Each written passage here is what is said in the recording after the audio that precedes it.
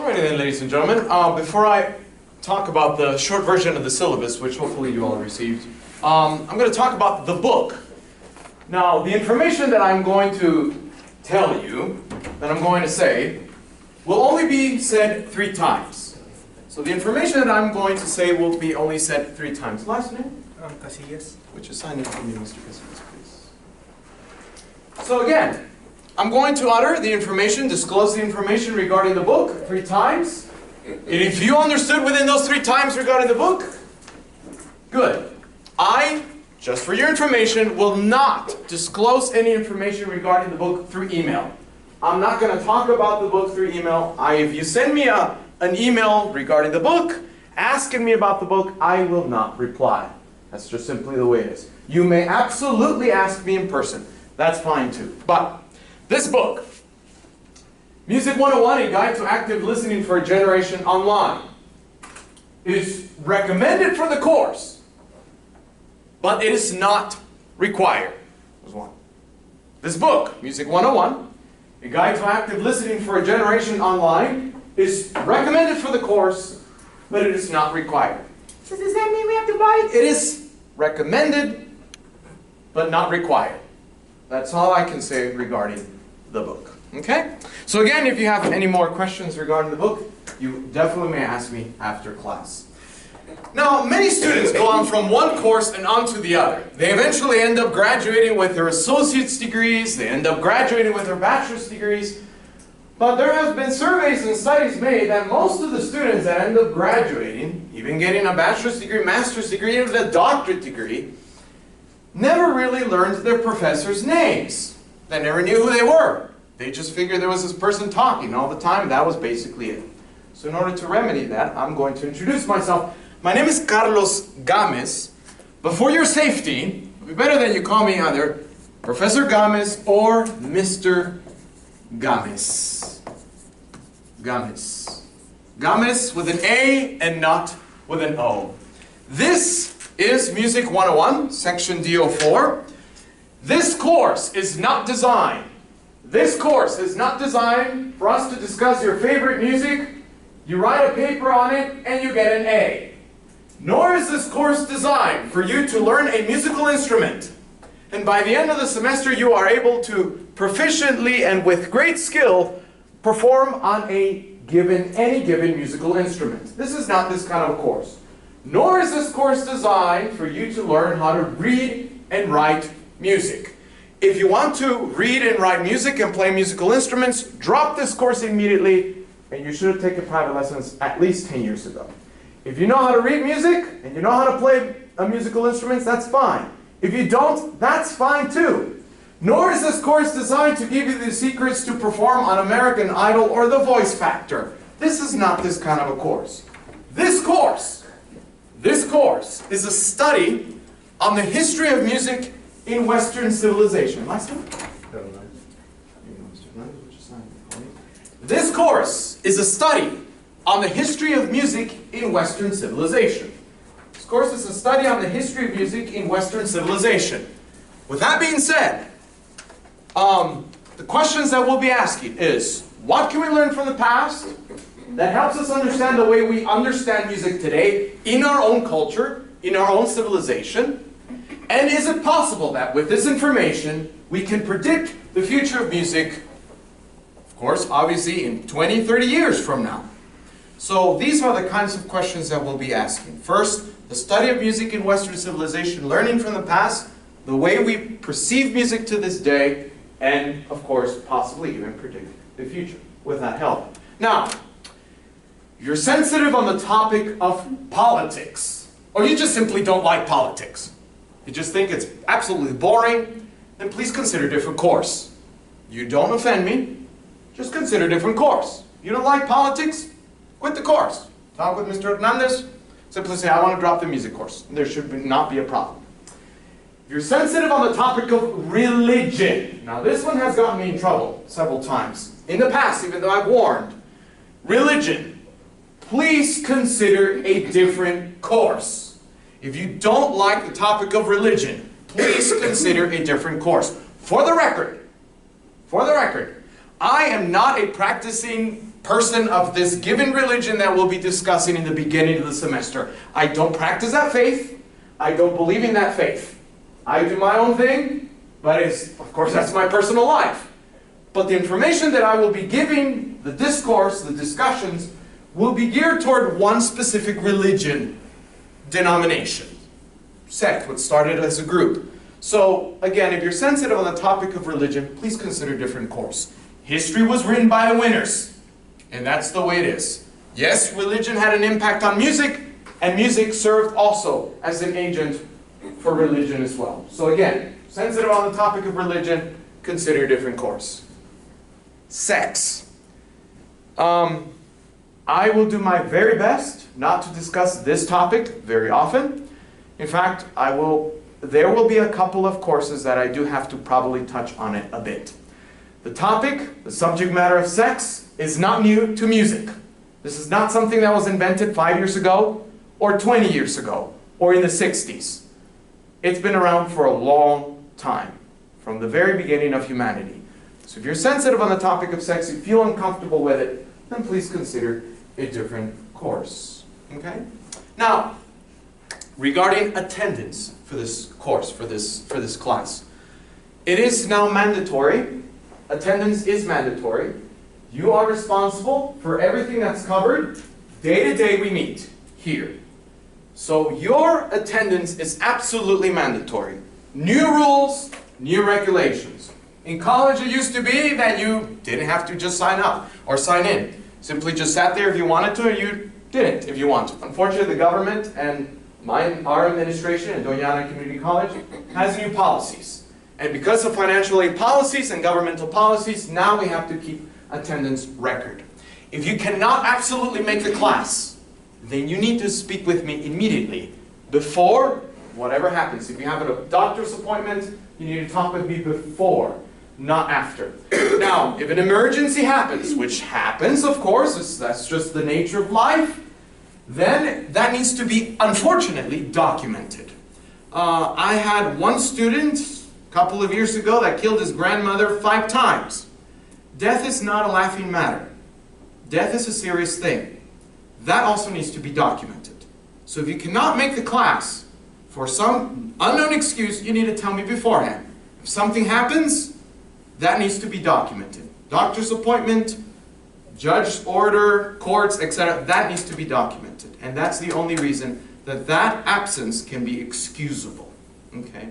So attendance will be enforced as of last semester when we had new administration and new rules regarding attendance for that matter. Any clarifications before I move on regarding that topic matter?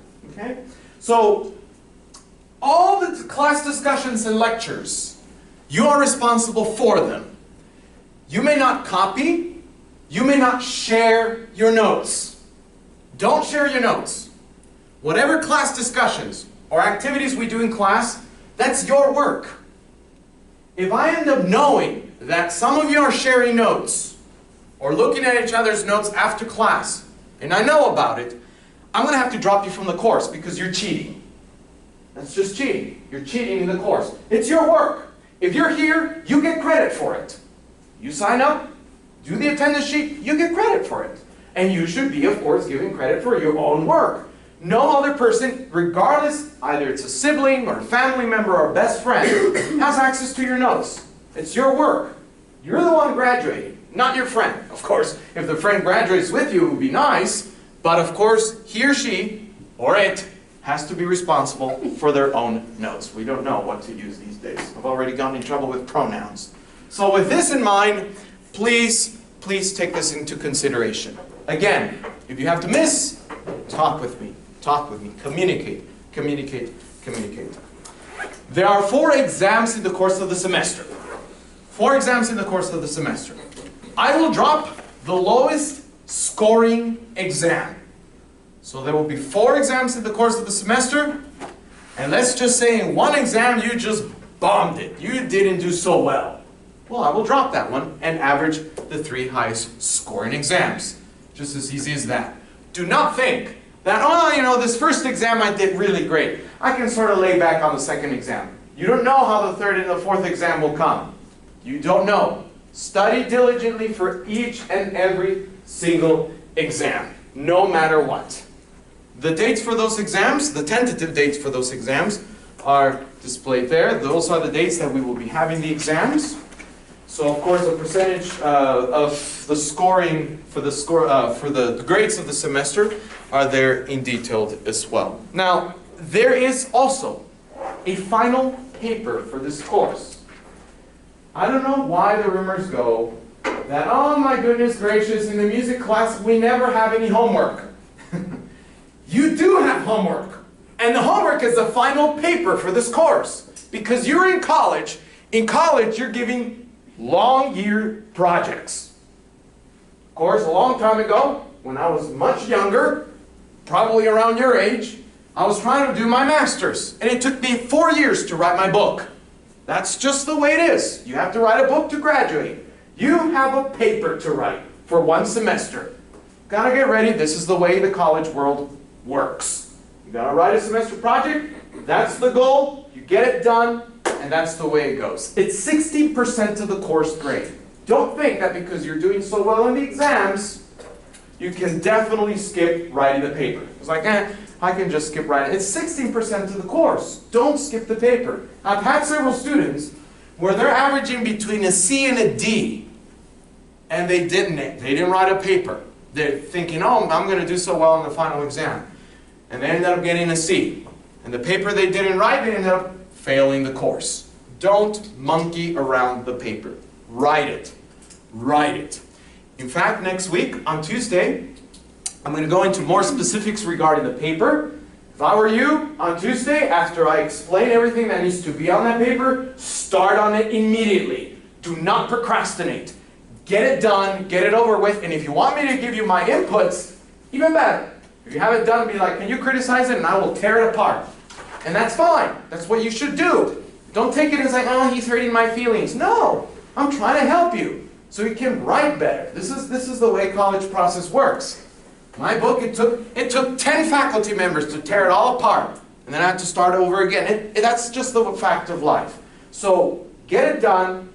Do it right. Of course, there will be tools and access materials that we'll be discussing how to write this paper, but it will be regarding music. That's for sure. It will be regarding music. But again, I will give you more detail on Tuesday regarding that. Now here's my verbal contract. Verbal. Which means, of course, I always record my lectures, so you can document that. This is my verbal contract with you. Let's say, for example, that you're not doing so well in the course.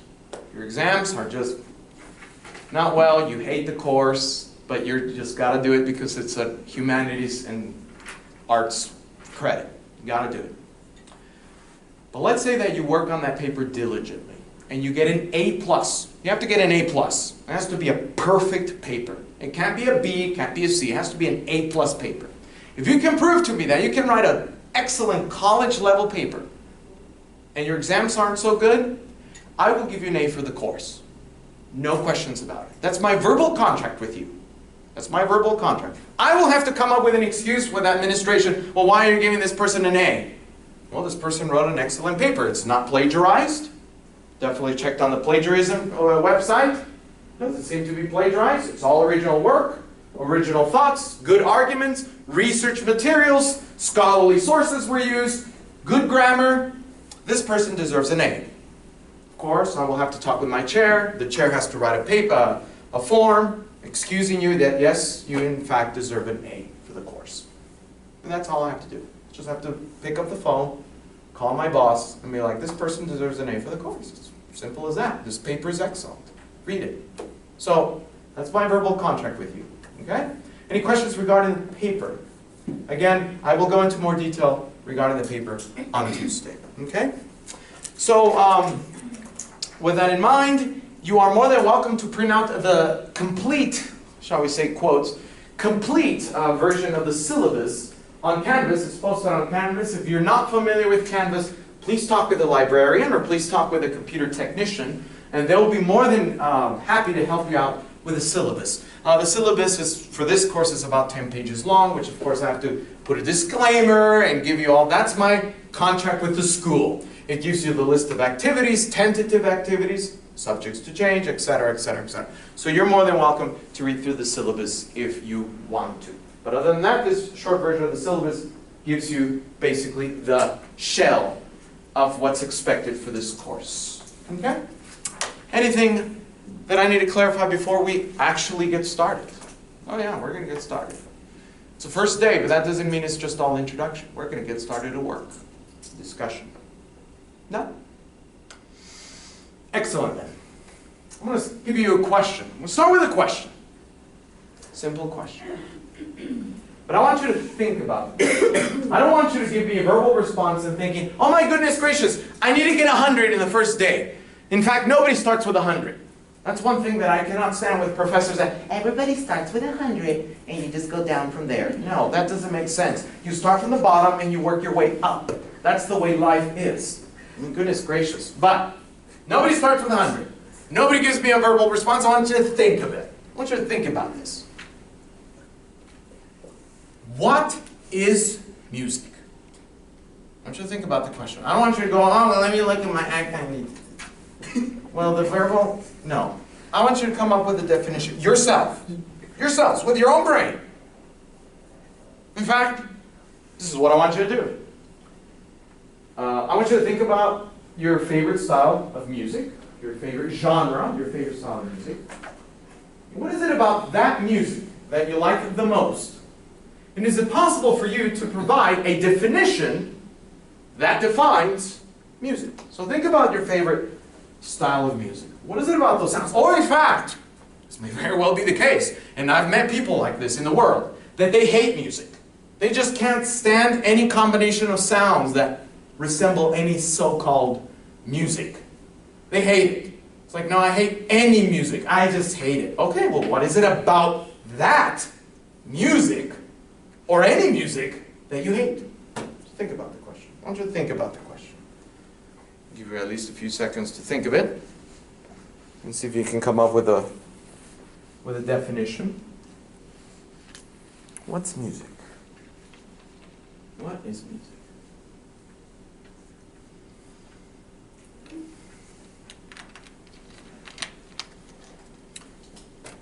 You know what? I think I'm going to make it a little bit more simple than that. For the record, I'm by no means a professional pianist. Nope. I'm going to pretend to sing, and I'm going to mess up, and I'm going to start again. It's just the way it is. I'm not going to be showing you, giving you a huge production. I'm going to mess up, try this. So we're going to use this thing from time to time. This thing that we call a keyboard. It's not a piano, it's a keyboard because it's electric. So I'm going to sit here. I'm going to sit here. And I'm going to make some few little things with it. And I'm going to ask you, is it music? And you're going to respond, well, yes or no. It's not music. Okay? So I sit here, sit quietly, silently. See how it goes? All right, here you go. Ready? Let's turn this on.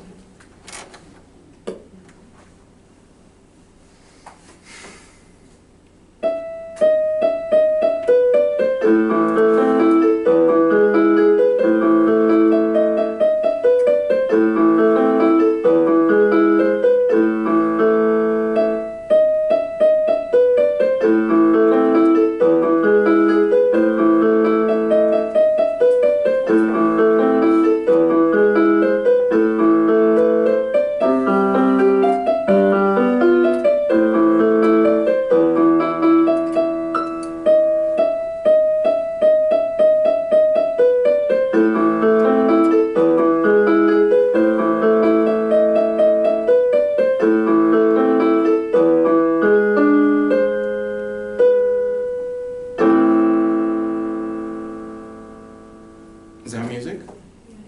Okay, sure. I mean, it's sort of making sense. There's some sounds coming out of this that perhaps make sense. And sure, so we'll call that music. Okay. I want to play a second sample and ask you, is this music? So here's a second sample, all right?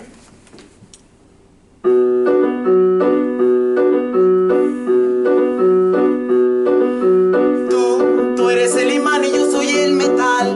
Me voy acercando y voy armando el plan, solo con pensarlo se acelera el pulso. Ya me está gustando más de lo normal, todos mis sentidos van pidiendo más. Esto hay que tomarlo sin ningún apuro. Despacito, quiero respirar tu cuello despacito. Deja que te diga cosas al oído, para que te acuerdes si no estás conmigo. Despacito, quiero Okay, etc. So is that music? Yes. Sure! I mean, it almost has 4 billion views on YouTube.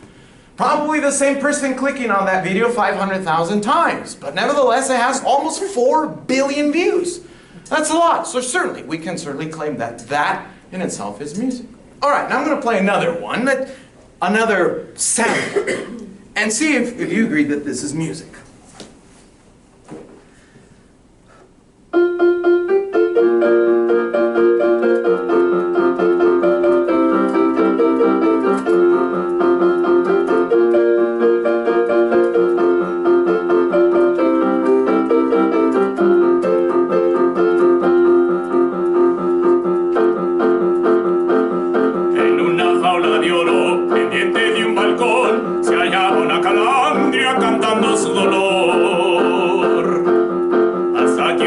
A su jaula llegó, si usted puede sacarme con usted yo me voy. El pobre gorrioncillo de ella se enamoró, y el pobre como pudo los alambres rompió, y la ingrata calandria después que la sacó, tan luego se vio libre.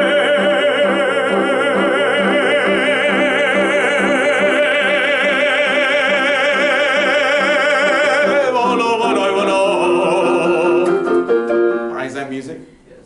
This is certainly a different style than the one that was played before, but it's certainly music. American composer John Cage. Oh, by the way, anytime I repeat myself more than 4 or 5 times, you should write this information. American composer John Cage. American composer John Cage wrote a piece. American composer John Cage wrote a piece titled 4 minutes and 33 seconds. American composer John Cage wrote a piece titled 4 minutes and 33 seconds, which has no relation to Jay-Z's new song album 4 minutes and 44 seconds. That one came way much later. This one came in first. 4 minutes and 33 seconds by John Cage.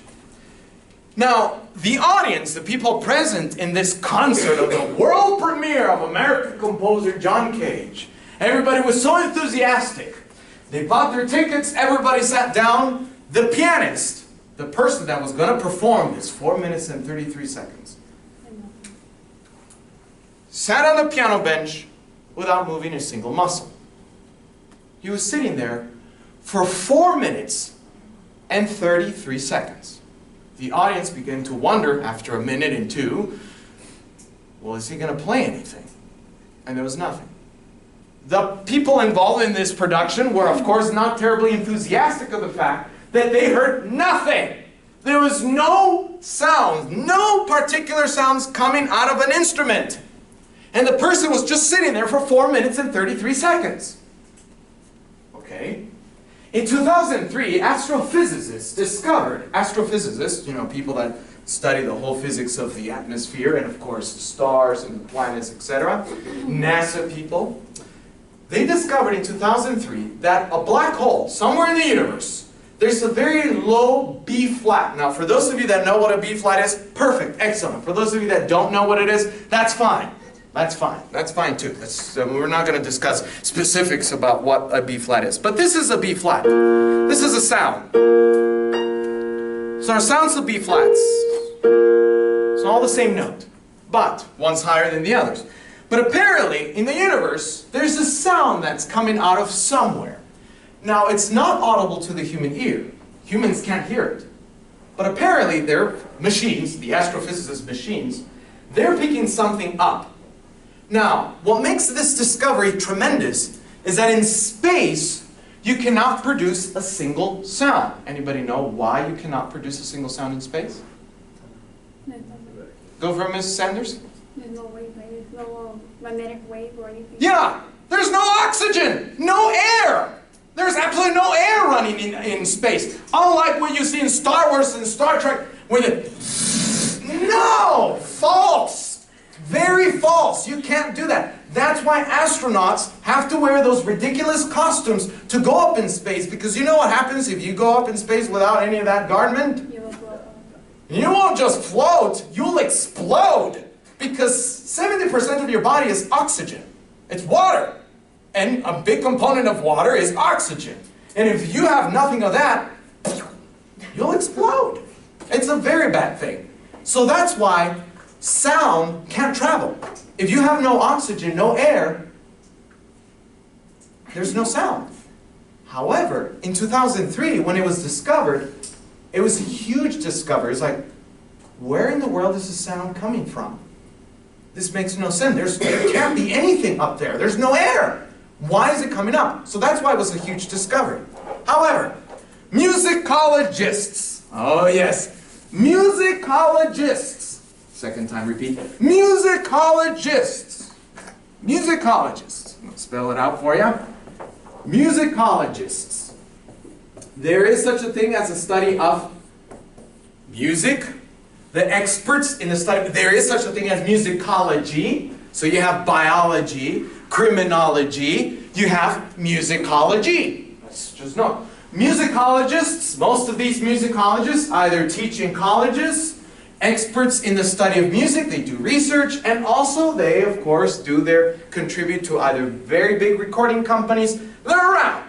They're around. They definitely are the experts in the study of music. Musicologists don't know what music is. So the answer is, what is music? What's the answer? We don't know. What's music? We don't know. We don't know. We don't know what it is. We simply don't know what it is. Musicologists don't agree. It's like, oh, definitely, this is music. Uh-oh. We don't know. Is the music whatever you want it to be? Yeah, basically. Basically, anything you want it to be. Anything you want it to be. However, very good, Ms. Sanders. However, the definition that we in this class will be working from, not what musicologists state, but the definition that we in this class will be working from is that music is an art form. Music is an art form. Music is an art form of tones or sounds. Music. This is the definition that we'll be working from. Music is an art form of tones or sounds. Music is an art form of tones or sounds that can serve. Music is an art form of tones or sounds that can serve an aesthetic. That's a good word. Aesthetic. That can serve an aesthetic or communicative function. So what is music? For this course, not what musicologists state. So the question is, what is music according to musicologists? We don't know. But the definition that we in this class will be focusing on is that music is an art form of tones or sounds that can serve an aesthetic or communicative function. An aesthetic or communicative function. So music is an art form of tones or sounds, for this course, that can serve an aesthetic or communicative function. What in the world is aesthetic? Well, there are multiple definitions of aesthetic. They talk about the intellectuality, the beauty of the art, the aesthetic of certain statue that you might see by so on, etc., whatever artist that made the statue is. So aesthetic has many definitions. But in the context of this definition, aesthetic means sensations, emotions. Aesthetic means sensations, emotions. So in the context of this definition, aesthetic means sensations, emotions. So So let's go back to our definition. Music is an art form of tones or sounds that can serve an aesthetic, an emotional, or sensational appeal, or communicative function. Now let's go back to John Cage. Let's go back to that piece that has nothing, no sounds. 4 minutes and 33 seconds. Under this definition, in the context of this definition, could one argue that in fact silence is music? Yes. Yes, very good, Mr. Keaton. How so? We don't know. Go for it. Because we don't know. Okay, but we don't know, but under the context of this definition. Because the way we express it. Yeah, so perhaps the emotions, perhaps what Mr. Romero, yeah, we definitely don't know what it is. So one thing you can feel something, but I can feel something else. Exactly. So even silence gives us an emotion, a sensational appeal. If all of a sudden I stop talking, what do you hear? I just hear this little... That's fine. But in Zen Buddhism, for those that study Eastern philosophy, which John Cage was very big into, music is actually sounds that you don't purposefully produce, but the sounds are made for you. That's music. So nature, the wind, the breeze, that's music. And that in itself gives you this meditative state, this inner peace, this inner soul that only you can discover. So, yeah, under the context of this definition, yes, music can provide us an aesthetic appeal, an emotional appeal, a sensational appeal, as Miss Sanders correctly stated. Now, what about the universe? What about that big fat sound that we can't really know what it really is for in the big black hole? What's its use? Well, I don't know. Perhaps the aliens need it, the stars, the planets. We simply don't know why it's there. But with this topic, on this topic, we will officially begin our lecture on the seminal foundation of Western civilization. We will officially begin our lecture on the seminal foundation of Western civilization, this being ancient Greece. We'll begin our discussion on ancient Greece. Now, ancient Greece spanned a very long time, but we're going to focus on two time periods, what it's Greek can call the archaiki epochi, the archaic period. So we'll be focusing on the archaiki epochi, archaic period. The archaic period goes from 700 BCE, before Common Era, to 400 BCE. So this is the archaiki epochi and the classiki epochi, the classical period. We'll be focusing on these two time periods. So from 400 to 300 BCE is a so-called classical period. So the archaiki epochi, the archaic period, is from 700 to 400 BCE, and the classical period, the classiki epochi in Greek, is from 400 to 300 BCE. Hey, mister, whatever your name is, Gomez, Games, no silent, we don't know what music is. You have your numbers backwards. Ah, I'm glad you noticed. However, I always get a couple of students that really don't know what in the world I mean with the numbers backwards. So, for those of you that know this information, I apologize. I have to disclose this information. But for those of you that don't know, I don't need a raise of hands. How many of you know why that? Don't embarrass yourselves. This is no point in doing it. I hate when professors do it. Raise your hand if you don't know. That's why we're paying you. You explain it. Even if you don't know, don't just assume students know. So I'm going to explain this. And stay put if you know this information, okay? So stay put. The way our calendar works, the way it's made up, whoever invented it, some monk. I have this timeline, and here's 2017. This is where we're all alive. Thankfully, well, at least I haven't been deported. Well, nevertheless. We're in 2017. And if you remember back in your middle school years and your high school years, you have the so-called the positive integers and the negative integers. In which, of course, on the right hand of the zero, the numbers are positive, so you go positive 1, positive 2, positive 3, positive 4. So the numbers go 1, 2, 3, 4, 5, 6, 7, 8, 9, 10, etc. Okay, now, on the left-hand side of the zero, the numbers going that way, negative, they go -1, -2, -3, -4, -5. So if you notice, the numbers are going backwards. This is the way our calendar works. Whoever designed it basically stated, all right, somewhere around here is where Jesus of Nazareth was born, and boom, that's it. Now there is no such thing, for the record, there is no such thing as year 0. Many people think, well, Jesus was born in the 25th of December, year 0. That's incorrect. No. Not born in that time period.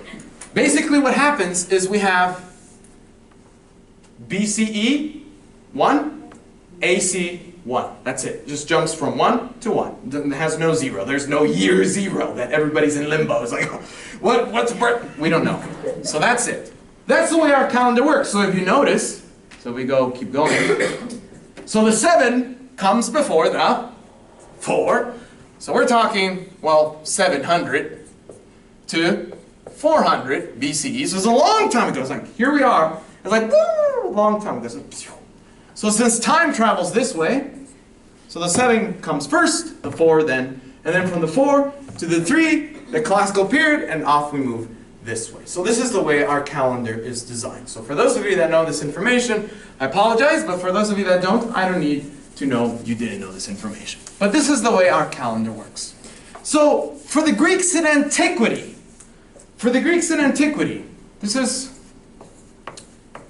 this is the Greek word for music, musiki. I don't expect you to write it down. Let me write it for you, the way it looks a little bit more normal.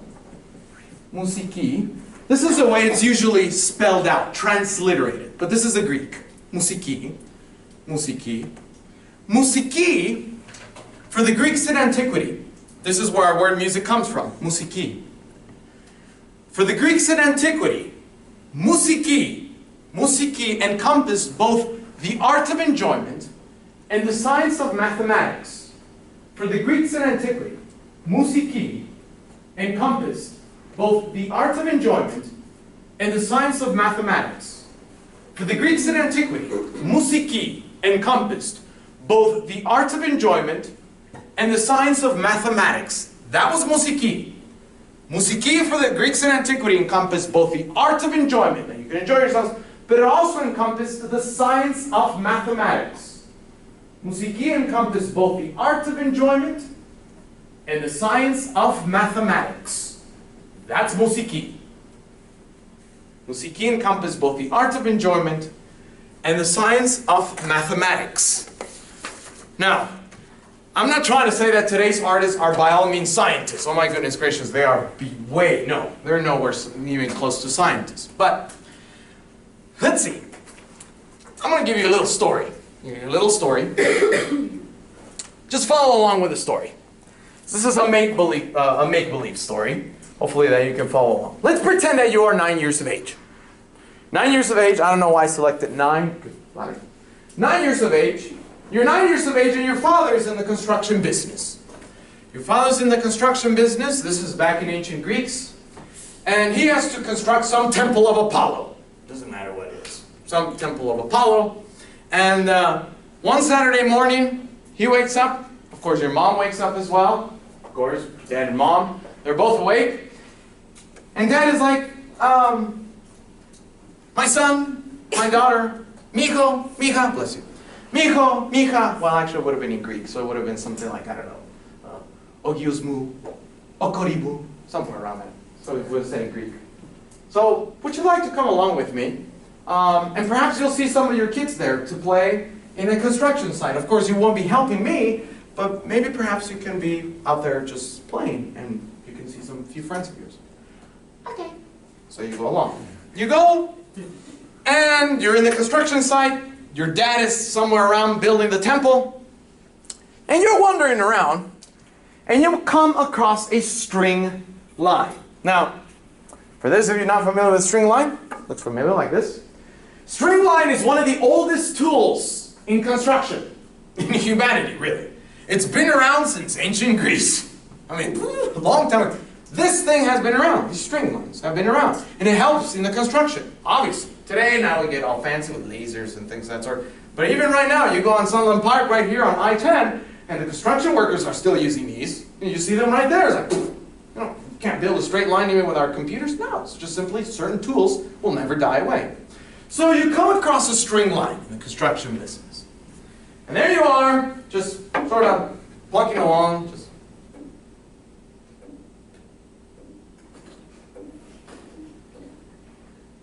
well, all of a sudden, a 9-year-old girl, let's make her a girl. Yeah, no offense, girls, but let's just make her a girl. Conceited girl comes along, and you're playing along, you're just plucking the string, and you're like, and she's gonna ask, what are you doing?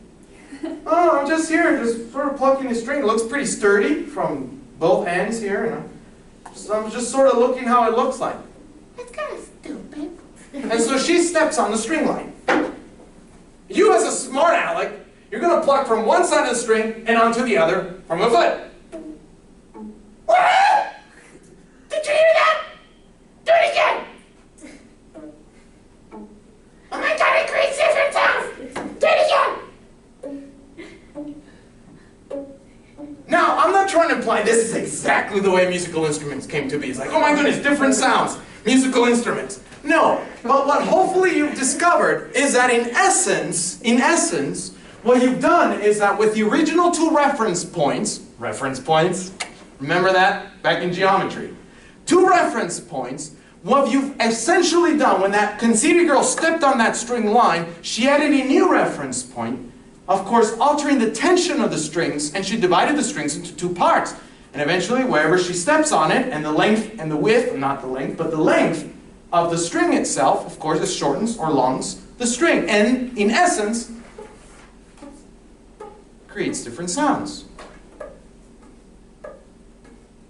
So, for the Greeks in antiquity, proportions, ratios, and distances. For the Greeks in antiquity, proportions, ratios, and distances. For the Greeks in antiquity, proportions, ratios, and distances. For the Greeks in antiquity, proportions, ratios, and distances. For the Greeks in antiquity, proportions, ratios, and distances encompassed an order in life that revolved around the idea of sound. For the Greeks in antiquity, proportions, ratios, and distances encompassed an order in life that revolved around the idea of sound. The Greeks in antiquity, proportions, ratios, and distances encompassed an order in life that revolved around the idea of sound. For the Greeks in antiquity, proportions, ratios, and distances encompassed an order in life that revolved around the idea of sound. So for the Greeks in antiquity, proportions, ratios, and distances encompassed an order in life that revolved around the idea of sound. The first person credited to have discovered the relationship between musical sounds and numbers was Pythagoras. I'm going to spell it out in normal English, the way it's spelled out. But his name is Pythagoras, or Pythagoras. He is the first person credited to have discovered the relationship between musical sounds and numbers. Pythagoras, is the first person credited to have discovered the relationship between musical sounds and numbers. Pythagoras is the first person credited to have discovered the relationship between musical sounds and numbers. Credited as the first person to have discovered the relationship between musical sounds and numbers.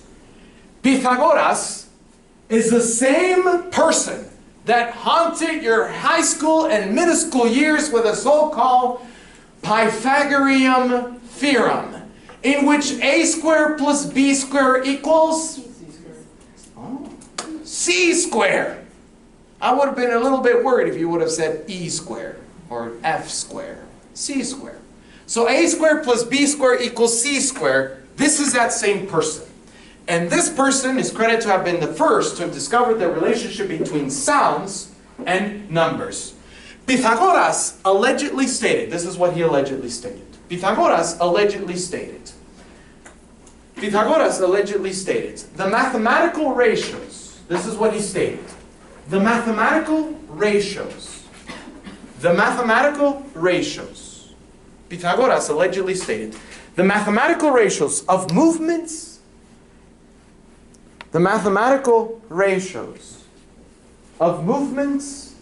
and distances among the heavenly bodies, the mathematical ratios of movements and distances among the heavenly bodies, the mathematical ratios of movements and distances among the heavenly bodies create music of their own.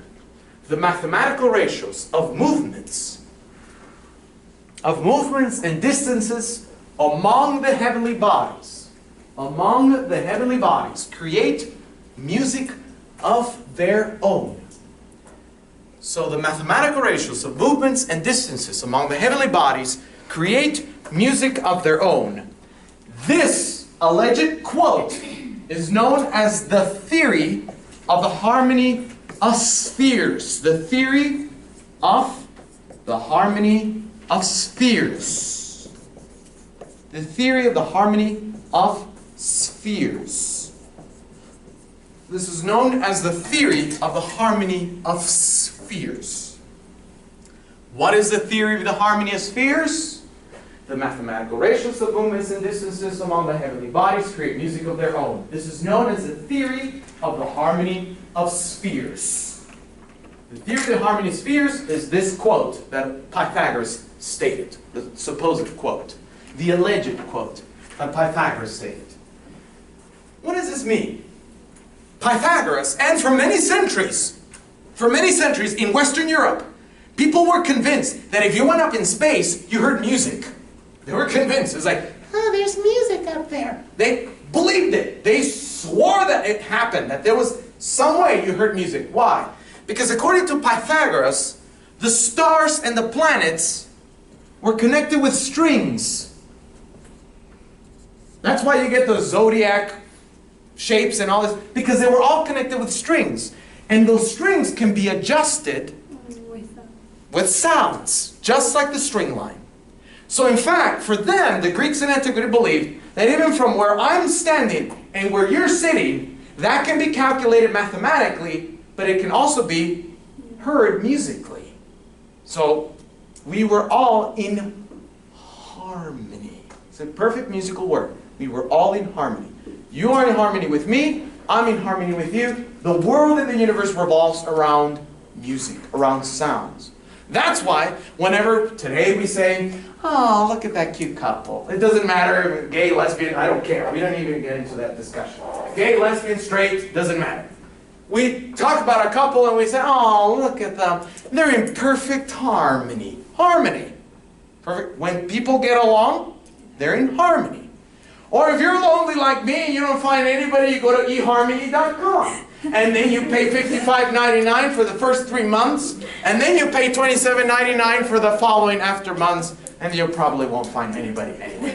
They'll tell you that this person lives in Wisconsin and I don't know what else. But the thing is that they take money away from it. But harmony is a perfect musical word. It's a perfect musical word. It's a perfect musical word. Now, we talked about Pythagoras. Anybody know the Greek mythological god of poetry and music? Anybody know his name? Not Aristotle, but somewhere with an A. I'm glad you said Aristotle because I always forget his name is Aristotle. Azra? And Azra? no, not quite. You know why I said that? I'm glad you reminded me. Rodriguez, right, Mr. Rodriguez? No. Gonzalez. I'm sorry, Mr. Gonzalez. So I'm glad you said it because I always confuse Aristotle, and the way that I learned it is Aristoteli, and so it's sort of confusing calling him Aristotle. So it's sort of weird. Anyway, the Greek mythological god of poetry and music is Apollon. Apollon. Oops. Apollo.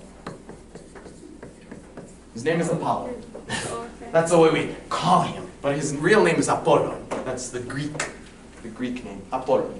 Apollon is the Greek mythological god of poetry and music. So he was just as responsible for all the heavens, Of all the sounds in the heavens, he was responsible for it. Very much responsible for it.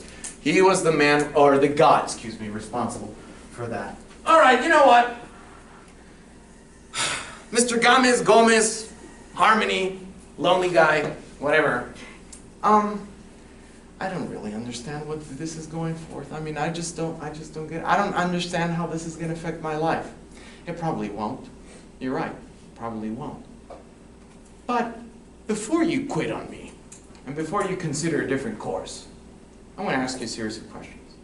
Based on just this basic information we've discussed regarding music in ancient Greece, do you think, this is what I'm asking, do you think that music played an important political, social, and cultural function? Now, why political, social, and cultural? Because these are the three tenets in any given civilization. Every civilization on Earth has a political, has a social, and a cultural role. Everything. They're always regarded with these three tenets. Do you think that music played a political, social, and cultural function in ancient Greece, in Greek antiquity? Yeah. Yes or no? Yeah. Yeah, okay, I would argue that perhaps yes. Now, the political function in ancient Greece, now we're going to talk about what Mr. Gonzalez mentioned. Aristotle, one of the greatest philosophers. Is that the way you spell Aristotle? Aristotle. Yeah, okay, I think so.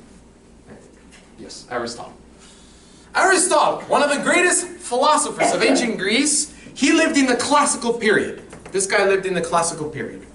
Aristotle, one of the greatest philosophers of Greek antiquity, been basically sermons of his that have been compiled into a series of writings. So basically sermons, preachings, teachings of his, that have been compiled into a series of writings titled The Politics. The Politics.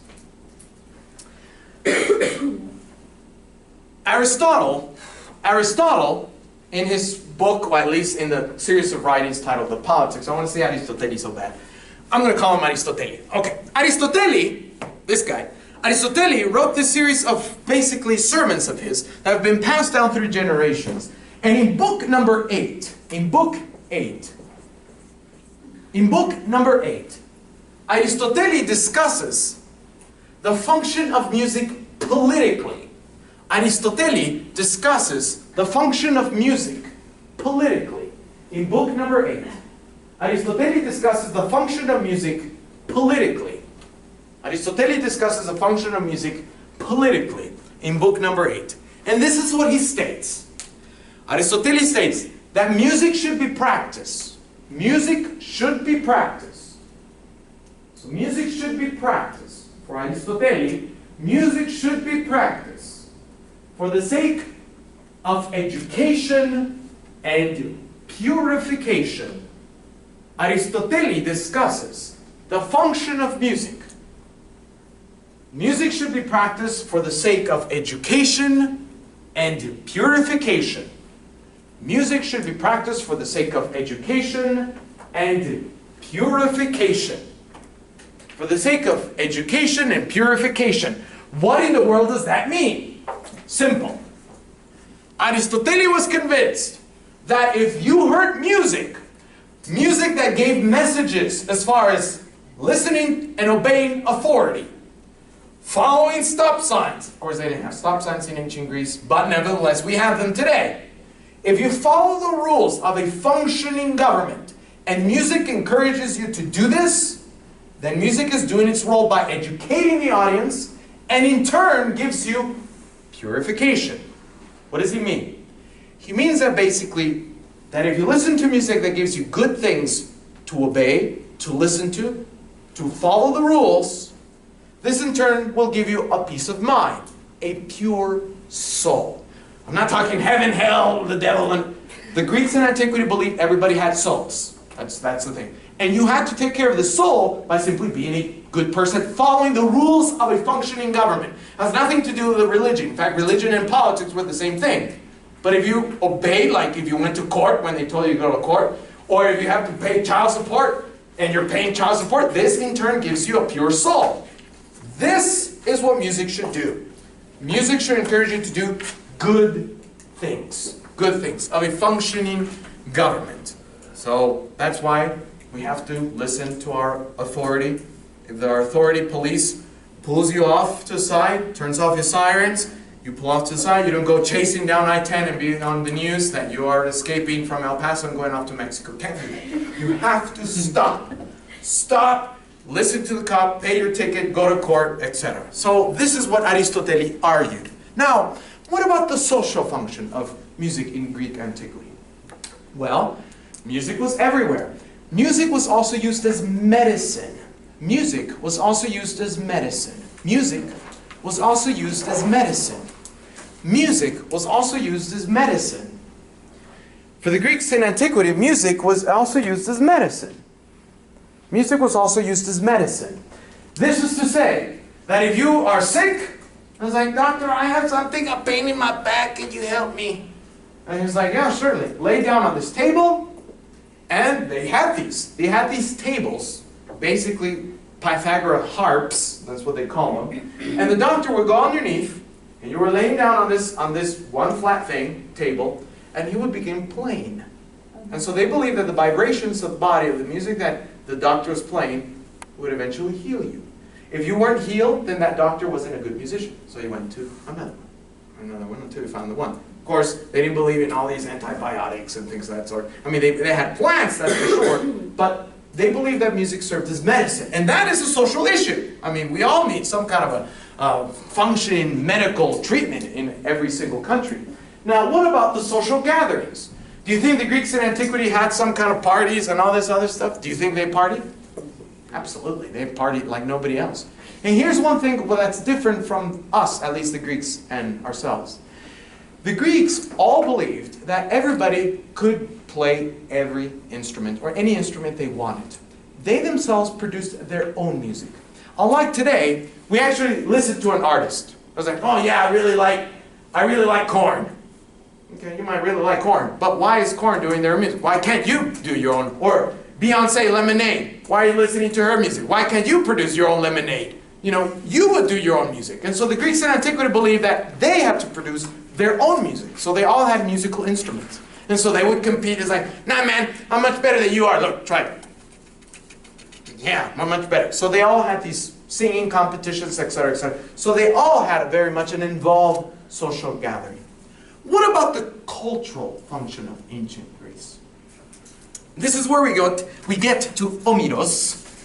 Omiros. He's also called as Homer in the English-speaking language. I'm not talking about Homer Simpson, but Homer, the famous Greek storyteller, Omiros. I'll spell out his name. Omiros. Omiros. Omiros, Homer, wrote the stories of Iliada and the Odyssey, the Iliad and the Odyssey, but especially the Odyssey. We're going to focus on the Odyssey. Odyssey. In Odyssey, the Odyssey, Homer, there's a series of many, many little stories within the Odyssey itself. The most important story of the Odyssey is that one hero, Odysseus, as he's called in the English-speaking languages, Odysseus goes off to war, fights all these people, then it takes him 20 years to come back home. Eventually he gets home and he begins to cry when he begins to eat the food of his own land. Now, that story was particularly very popular among the Greeks, even though, of course, the Greeks produced their own music, but that story was very powerful because it brought the message that it doesn't matter how far you went, how far you go, you will always be the person that you come from, no matter where you are. If you were born in China, and you come to the United States, and you live in the United States for the rest of your life, you will always be Chinese. And if you come to the United States, and you come from Mexican background, you will always be Mexican. No matter what, these are your cultural roots. And so the Greeks in antiquity loved Odyssey, because it didn't matter how far you went, eventually you were going to be called back home. And so this story, I don't know if any of you have you read this story in high school. Of course, I read it in high school, and I thought it was absolutely boring. But the problem is that musicologists have actually now proven The Odyssea was actually not read, but sung. The Odyssea, the Odyssey, was sung, not read. The Odyssey was sung, not read. Sorry. The Odyssey was sung, not read. That's why I told you. Anytime I repeat myself 4 or 5 times, hey, you're right. You're your best bet. Anytime I don't repeat myself, it's in betweens. So, the Odyssey was sung, not read. It was sung, not read. The Odyssey, which tells the story of the hero that comes back home eventually, was sung, not read. All right, now let me ask you this. We talked about the Greeks, but what about us? Do you think that music plays a political, social, and cultural function in the United States here? Okay, how so politically? How does music play a political function in the United States? Even if you give me any answer, I'm not going to bite you down. I promise. Because each one of us has their own opinion.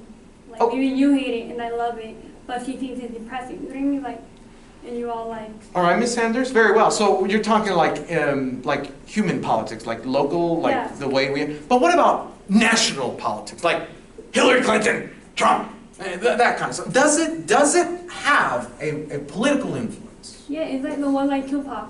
Okay. Like everybody hated it and everybody thought it was racist or I remember, but it wasn't. All right. So discussing social issues, bring them into light, which eventually became politically. Yeah. Very well. Very well.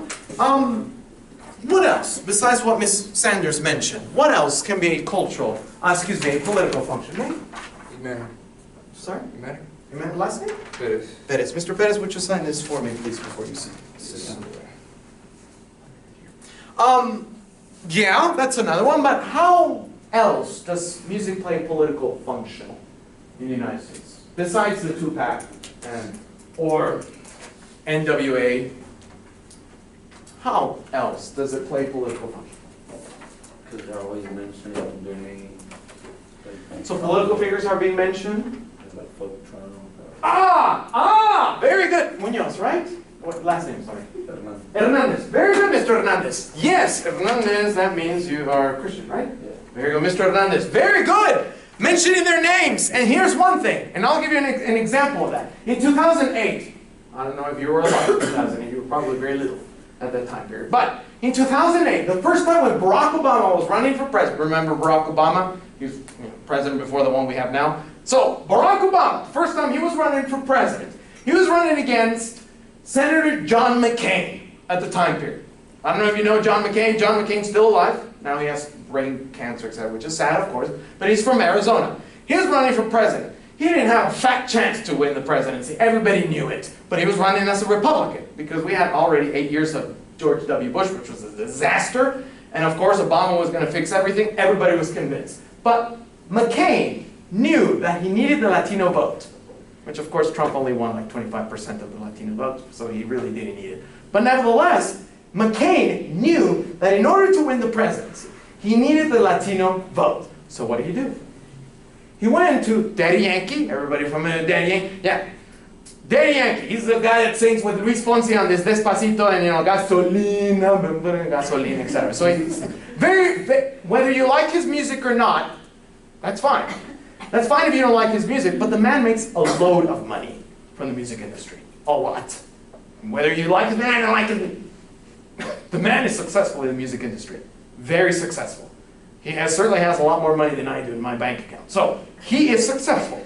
He was approached by John McCain, and John McCain told him, man, you got to endorse me. Please. You got to tell the Latino community that I will do everything for them, that I will fight for them. Yeah, so I need you to endorse me. So Daddy Yankee said, don't worry about it, Mr. McCain. I will do my best. So in every concert, John, of course, Daddy Yankee went and said, hey, Latinos, my people, vote for John McCain. He's great. He's going to do everything for you, of course, etc., etc., etc. It didn't work at the end because John McCain lost. But the fact is that McCain was conscientious of this effort.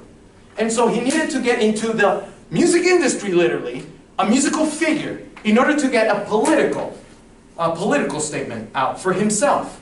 What about Hillary Clinton? That was a recent one. Beyonce, Jay-Z. In concert with them, all of a sudden Hillary Clinton comes about and she starts quoting one of their verses into their songs. Why does she has to do it? Why is she doing it? Yeah, gives you more power. Yeah, it gives you more power and audience. Targets a certain audience. Nobody's going to listen to a debate, even though they were very entertaining, I do have to say. I mean, they were awful. Really the worst debates I've ever seen in my life. I mean, really bad debates. But nobody watches those things. But yet, Beyonce, You're not a bigger target. Jay-Z, they make a lot of money. They're successful in the music industry. You got to get to them. And Trump, of course, he said, I don't need musical artists, etc. And he won still. But nevertheless, the fact is that politicians are conscientious of the political power in this country, of music and the political power. What about the social function of music in the United States? Do we have music in social gatherings? In raves? Yeah, you betcha. I mean, down in El Paso, it doesn't matter where it is, you will always have music. Music, and of course, whether you want to discuss this topic in your future paper about drugs and music and all this, that's fine too as well. That in itself is a different issue. This is also controversial. What about the cultural function of music in the United States? You know, they're Christians, they're meditating. Okay, so why is it why, Mr. Gonzalez? Because since this country's like filled with a lot of like cultural backgrounds, each and every one of them have like their different musical tastes and styles of music that they can jam out to, I guess. Yeah, very good, Mr. Gonzalez. Exactly. I couldn't have said it better myself. If all of a sudden, if I am in a pickup truck and I'm wearing a cowboy hat with pointy boots and I'm listening to Los Buitres del Norte, you're probably Mexican. It's just my guess. I just know it. I just know. You're just, that's what you are. I mean, I don't have to, no, he's probably from Alabama and white. Nah, I'm pretty sure that he's Mexican. I just know it. Colombian? No, Mexican. I just know. It definitely identifies in a cultural realm. It uses, unfortunately, certain stereotypes. But yes, in this country, it certainly culturally identifies with that in mind. All right, very well. Now, by the end of the 2nd century AC, by 2nd century BCE, excuse me, not AC. Let me write this information down so we don't mess up. So I have my information consistent. By 2nd BCE and 1st century AC, so around the 2nd century BCE, before Common Era, and 1 AC, so right in between where our calendar changes, Greek influence and power dwindles down. So it's pretty much Greek influence and power comes down, comes pretty low, not very influential, but a new superpower emerges in this time period. A new superpower emerges. Anybody know the superpower that emerges after ancient Greek? The Romans. Yes! The Senatus Populus Quae Romanus. The SPQR, the Senate and the people of Rome. Rome. Ancient Rome. The Senatus Populus Quae Romanus. Ancient Rome. Roman culture transferred Greek culture. Unfortunately, it's pretty boring. We don't know much. Well, we do know a lot about ancient Roman musical culture, but it's basically Greek. Greeks, they brought everything from the Greeks. The Greek gods became Roman gods. We had Zeus, now become Jupiter, Poseidon, now becoming Neptune, Hera becoming Juno. So basically all Greek influence and power transfer onto Roman, and even musically speaking, it pretty much transfers exactly the same. So it doesn't change one bit. However, in the back of all this, back of the scenes, there was a religious sect. Oh, couldn't wait on religion, could I? There was a religious sect, religious group, a religious group. Behind the scenes of all this, around year 50, 60 of the Common Era, around this time period, 50, 60 of the Common Era. So still in the 1st century, in this century. There's a religious group that was blamed for criminal acts they did not commit. They claimed their roots from Judaism. By that time, Jewish culture and religion was 2,000 years around. That was already flourished. They had their own thing going on for them. Jewish culture and religion was still around. And this group claimed their roots from that particular culture. In fact, this religious group eventually gained status and recognition in the Roman Empire. And how does this relate to music? They utilized music to centralize its power in all of the territories of the Roman Empire. In all of the territories of the Roman Empire. In the countries of present-day Austria, Andorra, Belgium, Denmark, Finland, France, Germany, Greece, Iceland, Ireland, Italy, Liechtenstein, Luxembourg, Malta, Monaco, the Netherlands, Norway, Portugal, San Marino, Spain, Sweden, Switzerland, and the United Kingdom were all subject, in one time or the other, under the authority of this one religion, in which music played an essential role in providing the power they needed to control. What religion was that? We'll discuss that on Tuesday. Ladies and gentlemen, we'll stop here. And we'll continue our discussion on this whole topic of music and go from there. If you feel like dropping the course, you're absolutely more than welcome to it. If not, I will see you on Tuesday. If you have questions regarding the book, please ask me in person. If not, nothing else, I wish you a wonderful and safe weekend. Goodbye.